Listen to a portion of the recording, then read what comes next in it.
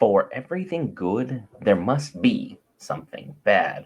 And what if I told you Star Wars Return of the Jedi isn't nearly as good as we thought it was? And I can prove it. Stay tuned for after the credits, and I'll tell you what I know.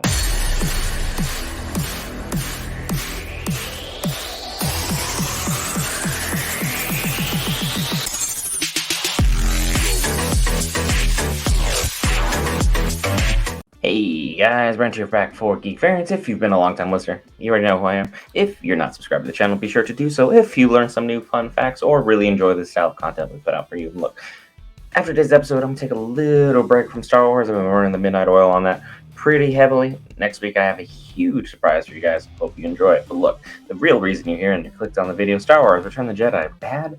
Well, it's not terrible. And personally, it's my favorite Star Wars film. So for me to sit here and say that something terrible is in this film kind of pains me.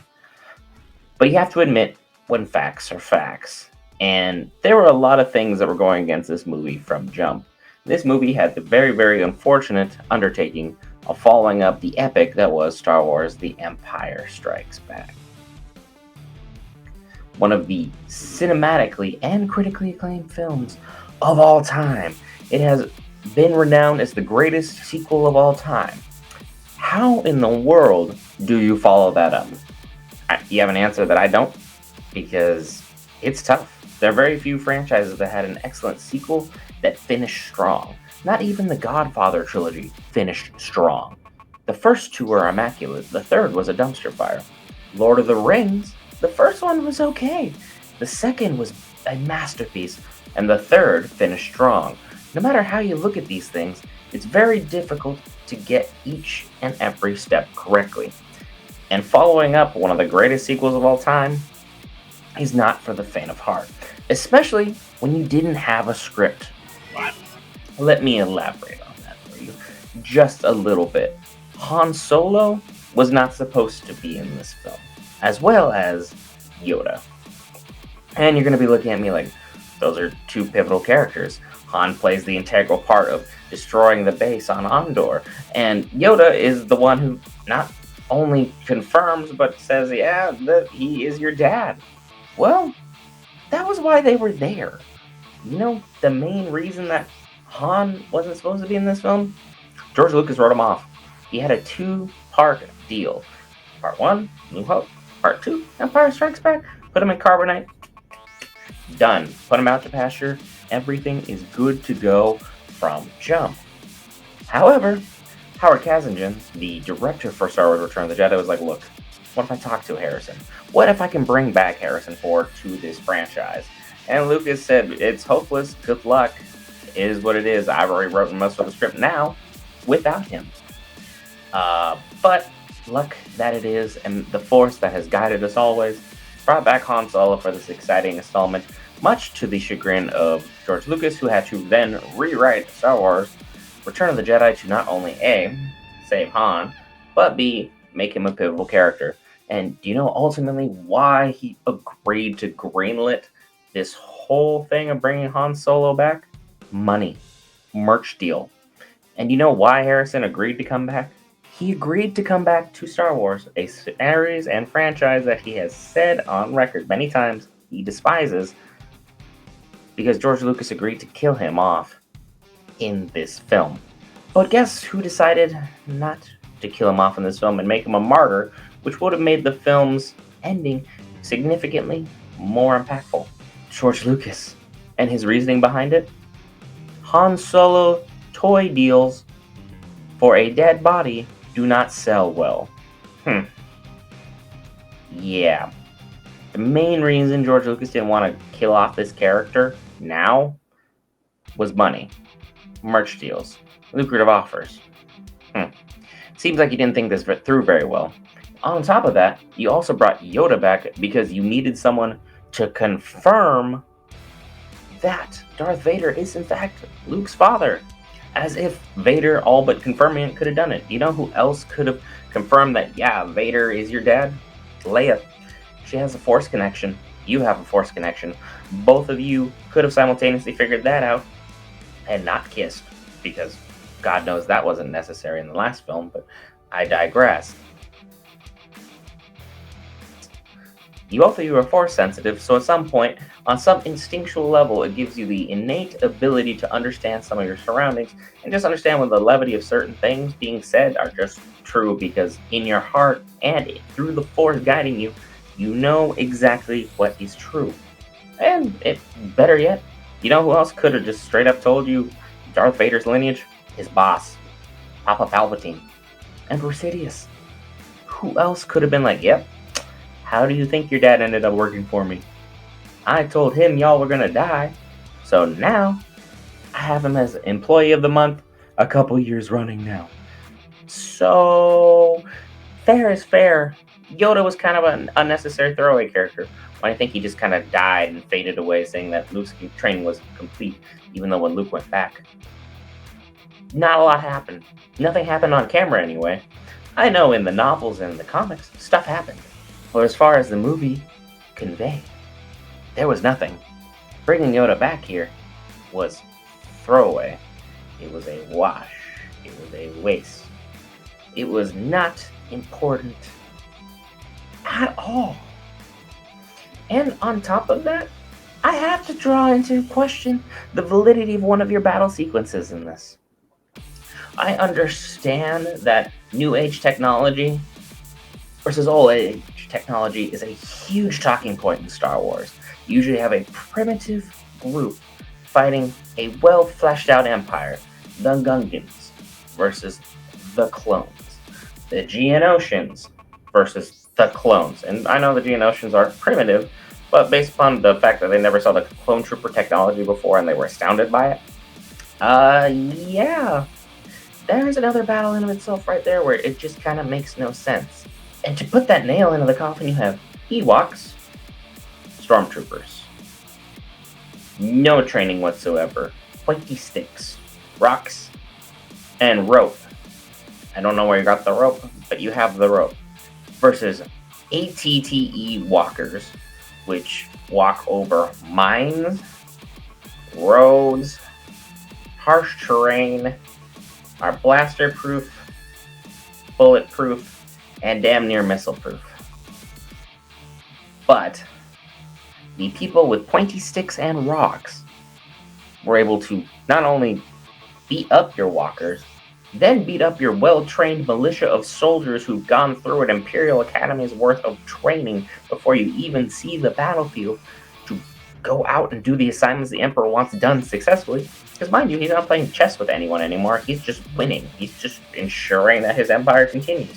He's not going to be cutting corners and trying to just, oh, this guy's going to win today, that guy will win tomorrow, we'll figure it out when we get there. He's just trying to collect W's at this point.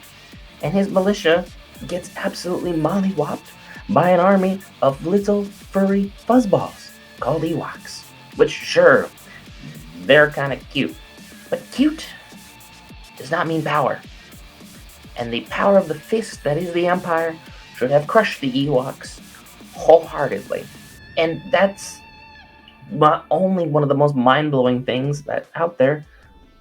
The nail in the coffin for why this film had issues, Mark Hamill was part of the problem. And I know Star Wars fans are going to be pissed at me about what is about to say here about Mark Hamill. Mark Hamill is a great actor. He's a great action actor. He's a great comic actor. His portrayal of Joker is one of the best voiceover works of all time. Mind you, it was later on in his career. However, for Star Wars Return of the Jedi, he's not a dramatic actor.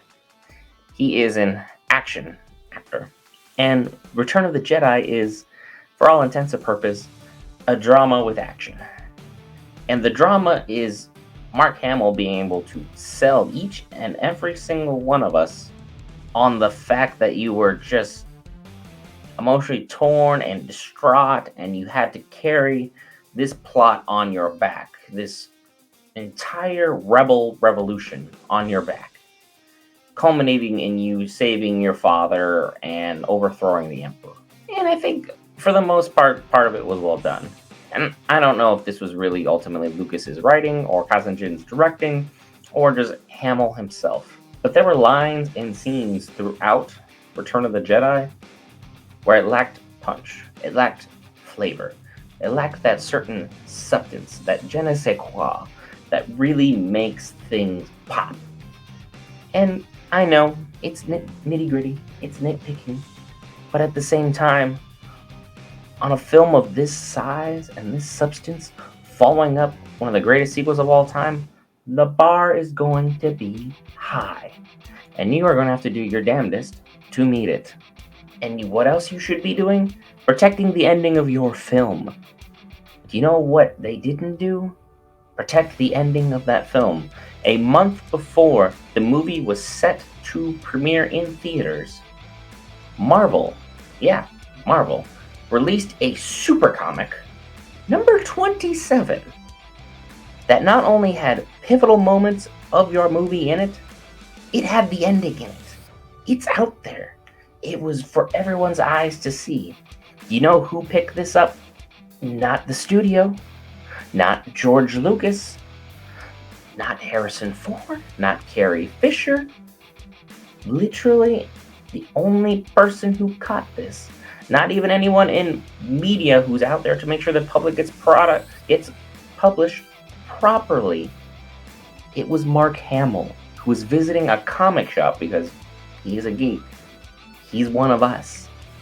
He visited a comic shop, found this comic, found the editing, and then notified the studio, said, hey, our film's out there and it's already spoiled.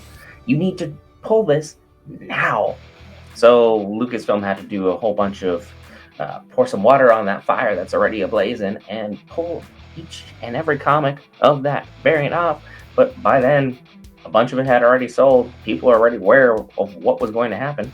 So when the film came and rolled about, a lot of it was already ruined. It's kind of like certain Marvel products where they kind of release most of your film inside of your trailer, so we know exactly what's going to happen, how things are going to pan out before we actually put our butts in the seats.